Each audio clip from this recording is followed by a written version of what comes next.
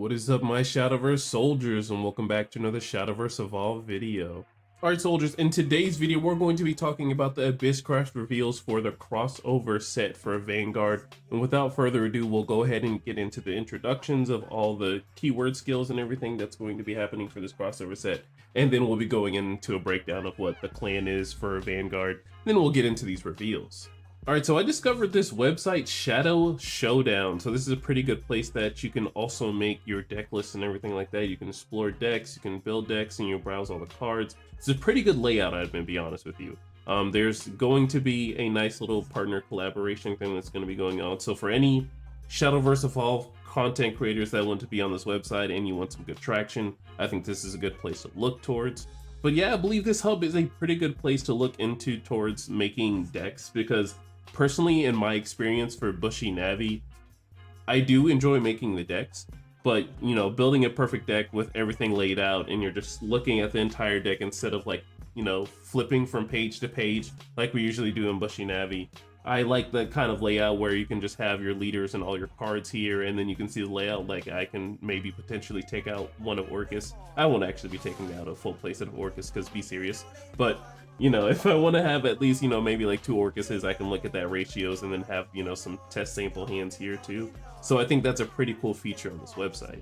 And they also have a Discord community, so you can report any bugs or fixes if you want to really look into that.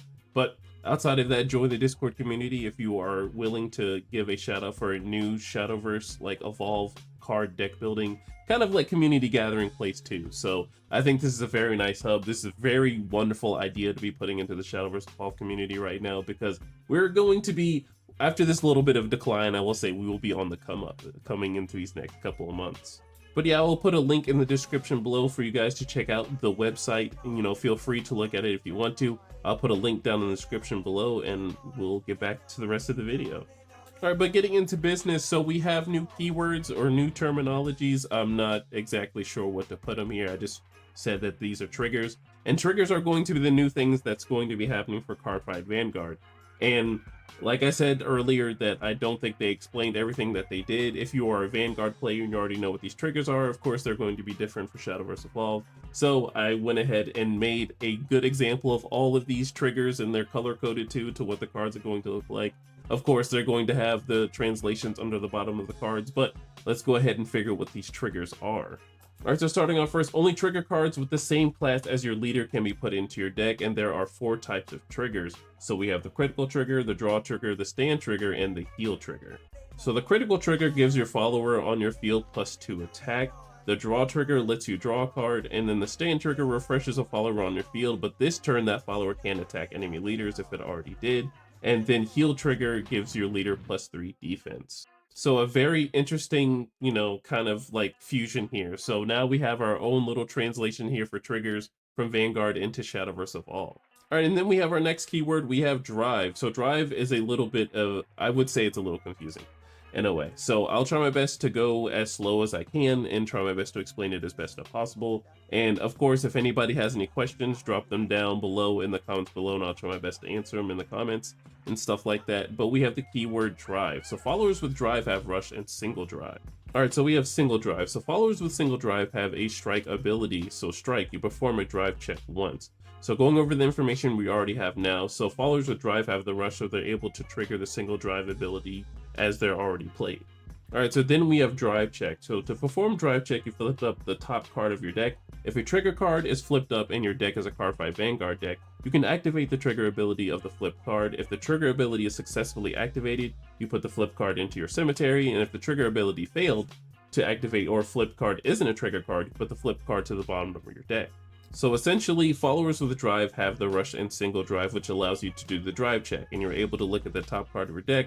If it's one of the drive check trigger cards that we were just talking about, then we're able to activate it, and then it goes straight to the cemetery. And if it's not a trigger card, or if the trigger is able to fail due to other effects or anything like that, you put that card right to the bottom of your deck.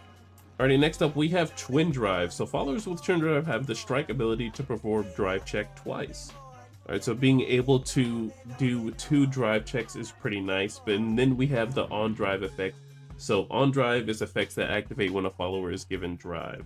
Alright soldiers, so a little summary of everything we've learned here so far. So followers with drive have the rush and single drive, and you're able to do drive check once as long as you have the single drive, and then it will specify if you're able to have the twin drive to be able to do drive check twice. We know that drive check is going to be flipping the top card of our deck and putting it into the cemetery if it's a trigger card that was able to activate, and if it didn't activate or wasn't a trigger card, it goes right to the bottom. And then the on drive is going to be the way you essentially like evolve your followers. Just kind of like a good comparison to get everyone on the same page is how the on race ability worked for the Uma Musume set. Alright, so we have the keywords ride. So followers with ride can be given drive by paying the cost and putting a drive point card from your evolve deck under the follower. Followers with drive have single drive and rush, and you may use an evolution point to pay one play point for the ride cost. Followers with drive can't get another drive. So another good example, so this is race. You know, when you race a follower, you feed them a carrot, you're able to do, you know, whatever on evolve or racing effect that that follower needs to do. But in Vanguard, you're going to be using the ride mechanic. So using it to ride a follower, and then you're able to drive it, and then you know what happens when a follower gets drive, has the single drive and then rush. Alright, so we are going to have starter amulets in this set as well, and starter amulets in the Vanguard deck, so you must have at least one copy of a starter amulet in your card deck. You may only have one type of the starter amulet in your deck, and it must be placed face down on your field before the game begins, and then you turn it face up at the start of the game. Alright, and the starter amulet is really supposed to emulate the grade 0 that's in Vanguard. I've only played Vanguard a handful of times, so you know, have some mercy on me on some of the effects and the terminology for Vanguard here. But the starter amulet is a good emulation for how they have a grade 0 in Vanguard. Alright, so to most likely save time, I'm probably going to reuse these things. So these are going to be in between each and every video, so thank you so much for watching. We're going to go ahead and get into the reveals now, so hope you all enjoy the reveals. Alright, so in this craft or in this clan, we're going to be talking about Shadow Paladins. And what Shadow Paladins does in Vanguard, which I'm read up on a little bit, is that they sacrifice their allies for power. So it seems like we're going to be either using some Sanguine effects for Abysscraft, which I'm really excited for, or something like that. But I'm just going to wonder how they're going to translate the playstyle from Shadow Paladins and Vanguard into Abysscraft here for Shadowverse Evolve. Alright, without further ado, we have our first card. We have Phantom Blaster Overlord, so it's a 9-cost 6/6. When playing this card, if you have at least 15 Shadow Paladin cards in your cemetery, you put a Phantom Blaster Dragon on your field into your cemetery. You play this card for no cost. It has Ward and then Twin Drive, so it drive checks twice. But when it comes into play, you select the enemy follower on the field and destroy it. Draw 3 cards, and you can activate for 1 play point to discard a Phantom Blaster Overlord and give this follower +6/+6. Okay, so reading the last activate effect, I am very glad that this follower doesn't have Storm. So it's very nice to have a nice 12/12 with Ward, and then also having the Twin Drive, so you can probably give it Rush of some sort, so you're able to go ahead and swing into something, so you can get that double drive check. Alright, next up we have Phantom Blaster Dragon, so it's a 3-cost 4/3, and as an addition to cost to play this card, put a Shadow Paladin follower on your field into its owner's cemetery. You can evolve this follower from 1, and it has Storm and Twin Drive, so the drive check twice. But when it comes into play, if you put a Blaster Dark on your field into its owner's cemetery as an additional cost to play this card, you can evolve this follower. Alright, so I'm starting to make sense of the Shadow Paladin thing already just from the second card being seen here. We're going to be using the cards that we already have on the field stale to play our newer cards. And this card is going to be pretty nice because we have this card that's Storm and the Twin Drive, so we're going to drive check twice. But it looks like this Blaster Dark card is going to be very important to our game plan. Alright, and we're looking at Phantom Blaster Dragon, so it turns into a 5/4. It still has Storm and Twin Drive, but on evolve, if you have at least 10 Shadow Paladin cards in your cemetery, you can select enemy follower on field and destroy it. So initially being able to evolve something for free and having a 5-cost Storm is very nice, and then this on evolve to just go ahead and hard remove something. It doesn't matter what the stats are, you can just go ahead and use your Dark Blaster to get rid of it on the unevolved side to evolve this, and go ahead and take care of a follower as long as you have the requirement of the 10 Shadow Paladin cards in your cemetery. Alright, and looking at Blaster Dark, so he's a 3-cost 3/3, you can evolve him for 1, and he has single drive, so he only drive checks once. But when he comes into play, you put the top 2 cards of your deck into your cemetery. Alright, so I know Necrocharge users are very happy and hopeful looking at this card. Just being able to put the top 2 cards of your deck into your cemetery is always helpful for Abysscraft. But having this requirement of having at least, 10 and 15 Shadow Paladins, I think this is just very helpful for the game plan and is a good starter for, Blaster Dark, since this is a requirement for the other pieces to the combo of the other legendaries we just looked at. Alright, so looking at Blaster Evolve, so he turns into a 4/4 and he still has single drive, so only drive check once. But on Evolve, you select enemy following the field and deal it 3 damage. You deal 1 more additional damage for every 5 Shadow Paladin cards in your cemetery. Alright, so I think this is a really good mid-game removal piece, just being able to deal 3 to something in the mid-game. And then for every time you've milled, for every 5, you're going to be doing the extra 1. So of course, we're going to optimally want to at least have the 10, so we can do 5 damage to 1 follower. Alrighty, next up we have Skull Witch Namain, so she's a 4-cost 3/3. You can ride her for 1, but on drive you give this follower +1/+1. You look at the top 3 cards of your deck, you may reveal up to 1 Shadow Paladin card from among them added to your hand. Put the remaining cards into your cemetery, but when she comes into play, you select the enemy following the field and deal it 4 damage. Alright, so we have to love the simple cards in life. So we have the 4-cost 3/3 that's going to be able to deal 4 damage to an enemy follower, and then when we ride it, we're going to give it +1/+1, so it's going to turn into a 4/4 with rush that we can swing into, while also helping with our game plan by looking at the top 3, adding a card that's a Shadow Paladin, which Shadow Paladins is going to be most of the cards in our deck, and then we can go ahead and put the rest into the cemetery so we can start functioning with a better game plan. Alright, next up we have Knight of Nullity, Masquerade, so he's a 2-cost 2/2, and if there are at least 10 Shadow Paladin cards in your cemetery, this follower has Rush and Bane. It also has a strike ability, and if there's a card with Blaster in its name in your cemetery, you deal 2 damage to each enemy leader. Well, also, when it comes into play, Fanfare, you put the top card of your deck into your cemetery. Alright, so you gotta love these low to the ground cards. So not only is this card hard removal as long as you have those 10 Shadow Paladins in your cemetery, you can get the strike ability off to deal some burn damage to the enemy leader, and then on top of it, when you do play it in the early game, you can go ahead and put the top card of your deck into your cemetery to go ahead and start your engine going. Alrighty, and next up we have Darkness Maiden M. So she's a 3-cost 3/3. You can ride her for 1, but on drive you give this follower +1/+1. Search your deck for a Shadow Paladin follower that costs 2 or less play points and put it onto your field. Alright, so we just looked at a combo piece just now. So the Knight of Nullity is one of the cards that you can get off of this on-drive effect. And not only with the on-drive effect, you get a 4/4, but you also get a 2/2 with Rush and Bane. So if you're very late into the game, there are lots of possibilities that you can work with when getting other 2-cost cards. But I think Knight of Nullity, if your opponent is going to be playing like bigger cards, I think this is just a nice combo to be working with. Alright, and then we have Cursed Lancer, so he's a 5-cost 5/5. And at the start of your end phase, select the enemy follower on the field. If there are at least 10 Shadow Paladin cards in your cemetery, you destroy it. When it comes into play, you give your leader +3 defense, and then you put the top 2 cards of your deck into your cemetery. Alright, so outside of the Vanguard deck, I think Necrocharge is just getting some naturally good cards, because on 5, you can just give your leader +3 defense, especially since you're behind, you're playing Necrocharge. If your opponent's playing lower to the ground, I think this is just a nice card to play, and then you can go ahead and put the top 2 cards of your deck into your cemetery.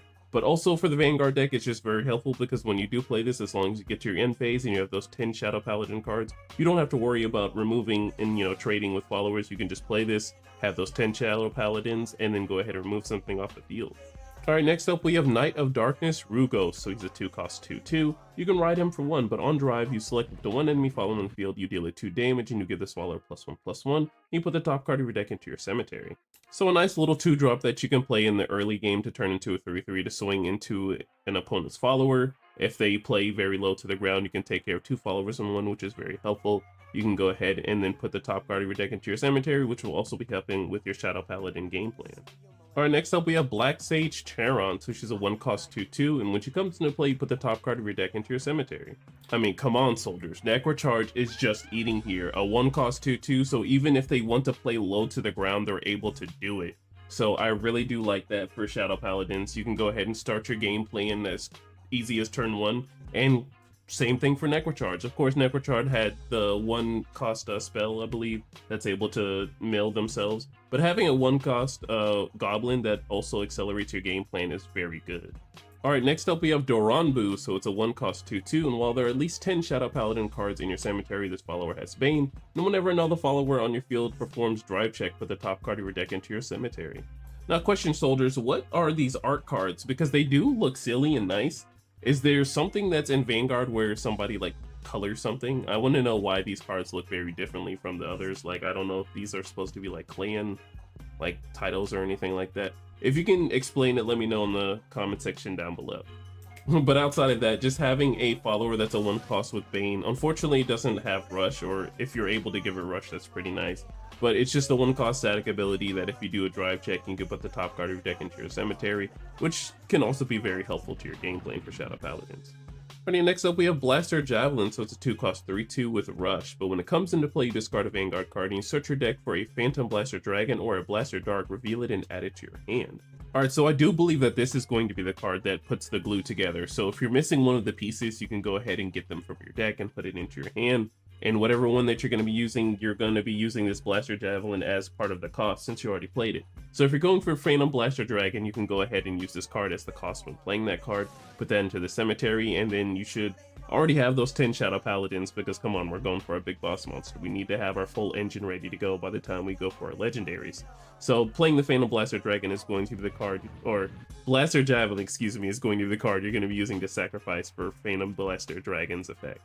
Alrighty, next up we have Dark Shield Maw, so it's a 1-cost quick spell, so quick. You can choose one of the following, either 1, select enemy following the field and deal it 2 damage, or 2, discard a Shadow Paladin card and you select enemy following the field and deal 3 damage, put the top card of your deck into your cemetery. Alright, so Abysscraft, you now have an Angelic Snipe too, but on top of that for the Shadow Paladin class, you have a way to deal 3 damage in quick timing, which is very helpful, and on top of that you can get 2 cards into your cemetery, well technically 3, counting this card as well. And then we have the Grim Reaper, so it's a 2-cost 3/2, so if you have at least 10 Shadow Paladin cards in your cemetery, this follower has Storm. He also has the critical trigger, so when this card is flipped by a drive check, select a follower on your field and give it +2 attack. So in the late game, this is a nice 2 costs with Storm, but also if this is flipped, you can go ahead and give another follower that +2 attack if you're going in for big damage. Alrighty, next up we have Abyss Freezer, so it's a 2-cost 3/2, and when it comes into play, fanfare, you discard a Shadow Paladin card. Put a Shadow Paladin follower from your cemetery into your hand. It also has the draw trigger, so when this card is flipped by a drive check, you draw a card.